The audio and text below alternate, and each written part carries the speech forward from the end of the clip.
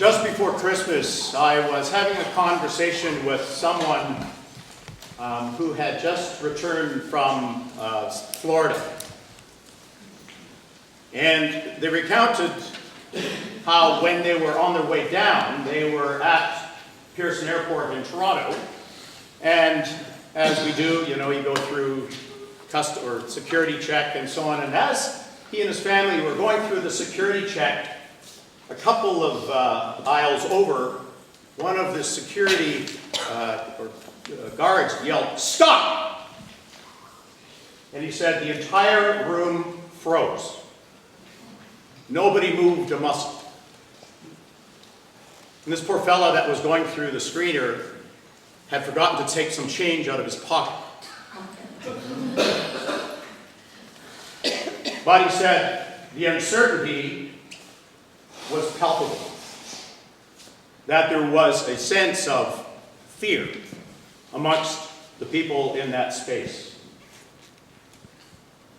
It seems that's the kind of world we're living in, where fear and uncertainty seems to be at the forefront of everything we do these days. Yesterday, in the Globe and Mail, there was a report about the numbers of refugees in the GTA that were seeking to find places to live.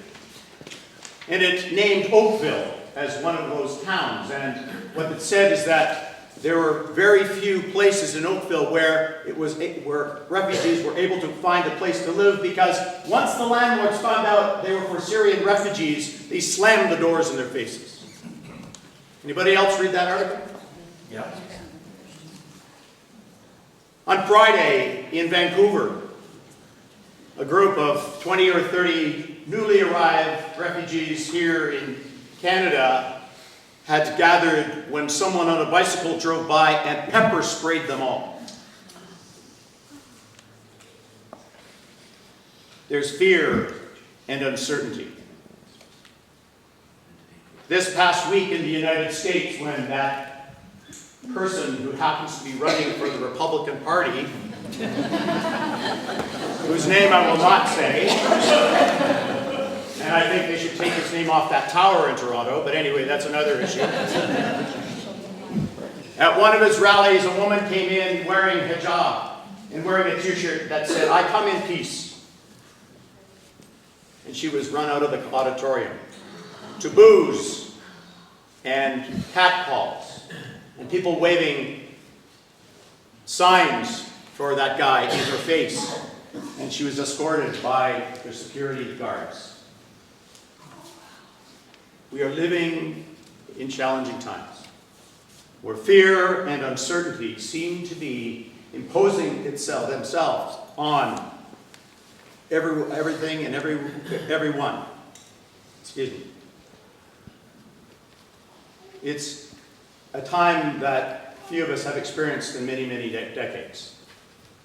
The last time I remember anything like this was when I was growing up, and I had a conversation with my mother at Christmas time, my 87-year-old mother, who said when we lived in British Columbia and during the height of the Cold War in 1962 and 63, when we were preparing ourselves for who knows what was to have occurred during the Cuban Missile Crisis. And I remember as a young child feeling the fear and the uncertainty of our family when in school we were preparing to duck and roll under our desks. Fear and uncertainty. It is often the condition of the human family, living in a world in which we as fallible beings struggle to understand our place and our role and the relationships that we have.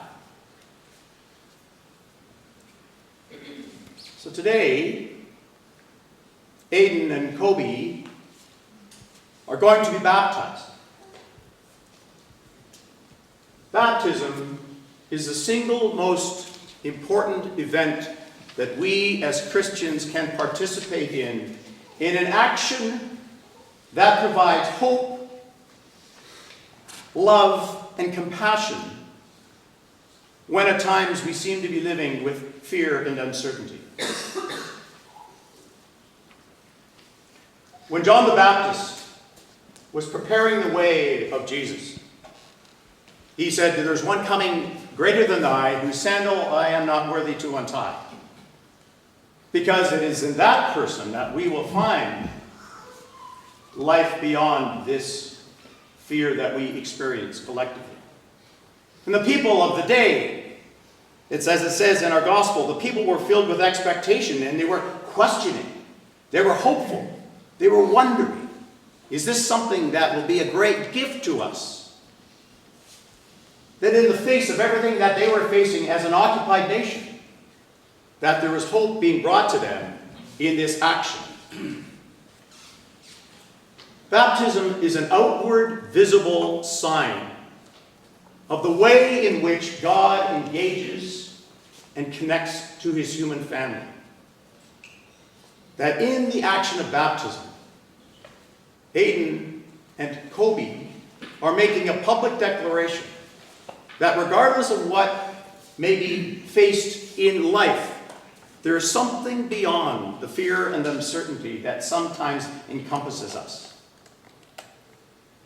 That all of us, most of us, have had the opportunity to make that declaration either as infants or as adults, recognizing that this is a covenant and commitment that begins a new way of living. It is a change of pace. It is a change of direction. It is the hope and assurance that God will always be in our midst, regardless of what befalls us. I often use the analogy that baptism is not unlike marriage vows. When a man and a woman or two people stand before each other and declare their love for each other in a public declaration and commitment, they're doing so in front of their community in order to state that the love that they give and receive one another is a gift from God, and that life, their life together, will be forever changed, although they remain as individuals. And it is the same in baptism, that we make a public declaration before God that our life is changed and we live anew in the hope of the resurrected Christ.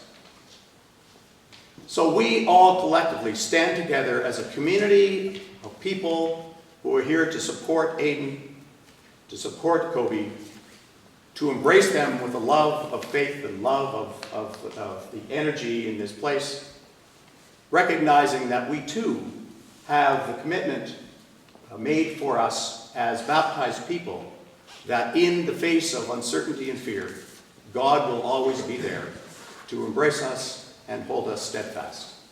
Thanks be to God. Amen.